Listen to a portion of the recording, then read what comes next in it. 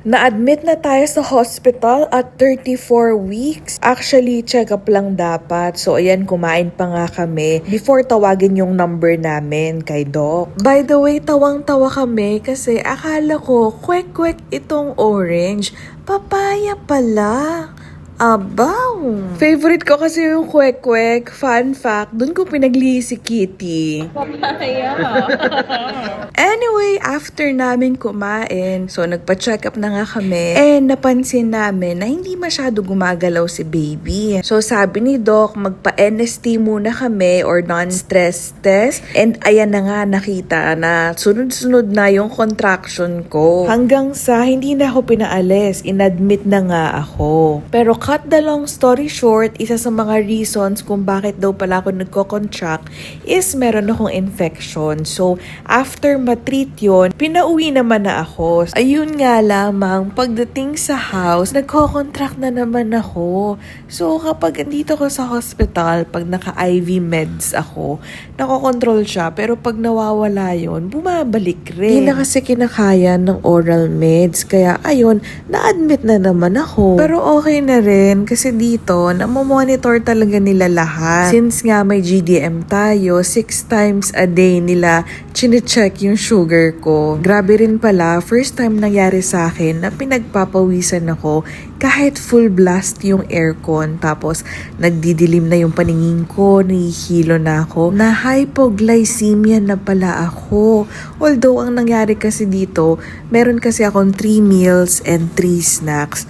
So, ano nangyari? Nakatulog ako, hindi ko nakain yung snack. Anyway, simula noon talagang ginigising na nila ako pag time na ng kain. Recently din pala, tumataas yung blood pressure ko, kaya ayan, palagi rin nakamonitor. Maliban doon, yung heartbeat ni baby at saka yung contractions, ayan, palagi rin nakabantay dyan. Hindi pa man din ako nanganganak, yung bill namin, parang 6 digits na yung inabot. Sabi ko kay Daddy Christian, nanghihinayang ako. And in-explain niya naman na ito yung mga bagay na hindi dapat tinitipid, na kaya nga kami nagsisave para daw sa mga emergency reasons. And isa na nga ito dun sa reason na yon. By the way, mom ko pala yung kasama ko ngayon kasi gagamitin namin yung paternity leave ni Daddy Christian once nanganak na nga ako. In fairness naman kay mama, nung sinabi ko sa kanya na wala nga akong makakasama, same day nag-book siya ng flight from Palawan to Manila para masamahan ako. Grandmothers to the rescue! Kasi si Lola Lita naman, siya naman yung nagbabantay kay Kitty kapag wala kami. Kapag si Daddy Chan nasa office, silang dalawa ni Ate Lali nagtutulungan. By the way, ito nga pala yung first time na nakapag-visit si Kitty sa akin. Bawal kasi siya sa loob ng room. So, nag-meet lang kami saglit doon sa may reception. Nagpaalam ako sa mga nurse. Pumayag naman. Sobrang miss na namin yung isa't isa. Ito na yata kasi yung pinakamatagal na hindi kami magkasama. Miss na miss ka ng nanay mo. I missed you. Miss ka din. Baby Chino, see you soon. Jesus! I hope you come out na. Bye, Mommy. Bye. Finally, ito na yung day na inaantay namin. Hihiwain na ako. 37 weeks na ako dito sa araw na to. Pero actually, 34 weeks pa lang ako nung time na na-admit ako the first time. Nakapila na raw yung name ko dun sa may delivery room. Dahil nga sa preterm labor, di ba nga, yung contractions ko medyo sunod-sunod na. Although, na-manage naman and napa-extend nila to 37 weeks. And yun naman talaga yung goal nila, Doc. Paabot kami ni baby ng early term. At 34 weeks nga pala, in-inject na nila ako ng parang steroids para daw yun sa lungs ng baby para anytime na lumabas siya, medyo develop na yung lungs. Nakaschedule nga pala tong CS ko, so parang 8 to 12 hours before, hindi na ako pinakain. Kaya meron din tayong konting time para makapag-ayos. By the way, bawal nga pala sa loob ng delivery room yung videos, pero pinayagan naman kami mag-take ng photos. Anyway, in fairness talaga sa St. Luke, sa mga doctors and nurses nila, hindi ako kinabahan dun sa procedure kasi step by step talaga, sinasabi nila sa akin na ganito yung mangyayari, ganyan yung expect mo. Although, may idea na rin naman ako since second CS ko na to. And same with the first time na super nanginginig ako sa lamig. Nung pumasok ako, tapos nakaspread yung arms ko dun sa parang table na parang naka-cross gano'n. Ayun lamang, nasuka ako dun sa operating table and I guess normal yon. And yun din siguro yung reason kung bakit hindi pinapakain before the procedure. Anyway, so ayan si Daddy Christian, siya yung nag-cut ng cord and tawang-tawa ako sa kanya kasi tuwing titignan niya ako, naka-cover yung side ng face niya para siguro hindi makita yung tummy area ko. Sabi ko nga sa kanya, ibang level na yung relationship namin. Nakita niya na talaga ang lahat-lahat sa akin, pati yung laman loob ko.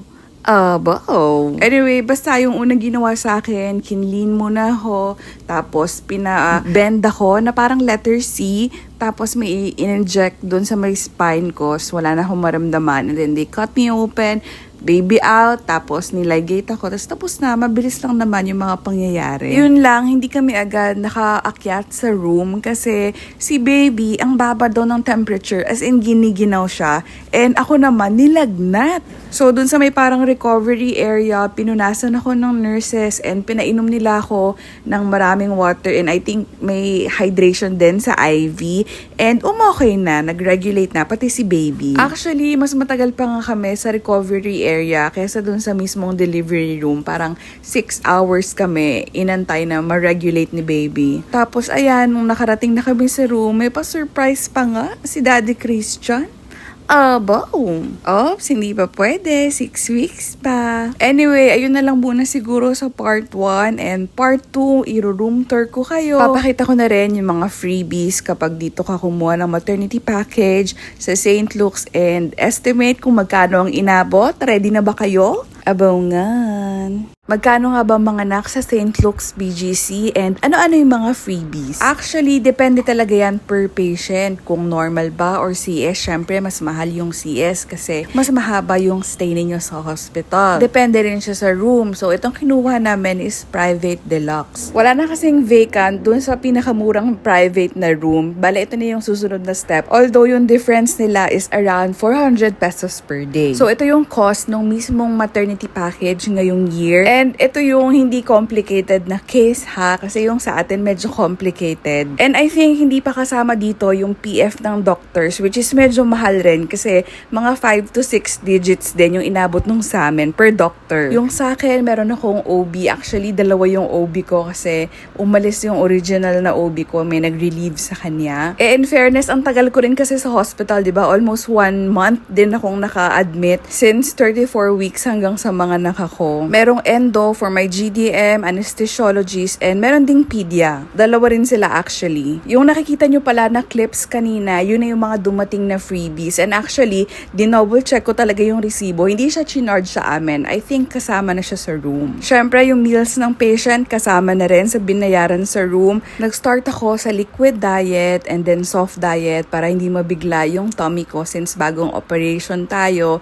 Tapos, tsaka nila sinerve itong congratulatory meal natin, which is itong steak. 3 options yan. Actually, may fish and something else. Pero parang wala pa ako nakikitang pumili ng iba aside sa steak. After my CS, nagpalagate din pala ako and chinek ko sa resibo. Around 11,000 pala yung additional bayad for that. Tapos si Chino pala, na-imku siya ng 1 day. Separate vlog na lang siguro kung bakit kasi medyo long story. Pero yung total nun is 39,000 na bawasan ng PhilHealth kaya 20 plus na lang. O diba, 1 day lang siya doon pero ang mahal. Pero yun din talaga actually yung reason kung bakit tinry ng OB namin yung best na paabutin kami ng early term kasi parang mas better na magstay ako sa HRPU ng mas matagal versus aabutin ng months yung baby sa NICU. Anyway, isa nga pala sa favorite ko na kasama sa freebies is meron silang lactation consultant dito. Dumaan siya sa room tapos yan binigay niya tong booklet. Tapos tuturuan niya rin niya ng mga tips, i-check niya rin yung latch nyo. And pinaka nag-stick talaga sa mind ko na sinabi niya is hindi dapat masakit magpa-breastfeed. So kung may masakit, kailangan i-double check ninyo yung latch. Anyway, so andito na tayo sa exciting part sa mga freebies and isa-isahin natin. So yung una is yung bag and yung toner, tas meron ding carrier. Tapos ito naman yung mismong gift basket. So ito, Rascals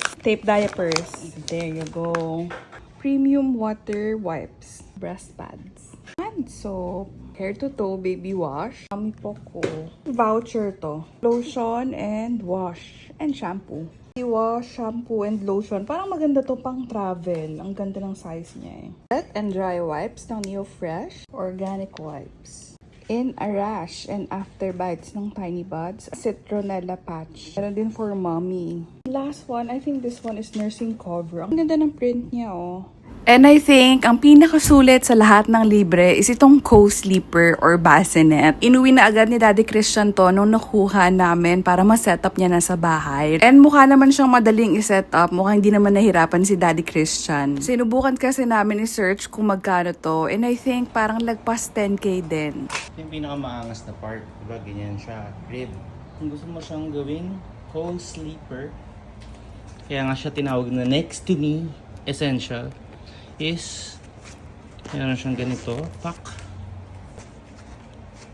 Yan, secure naman natin is itong lower area. And then, may button.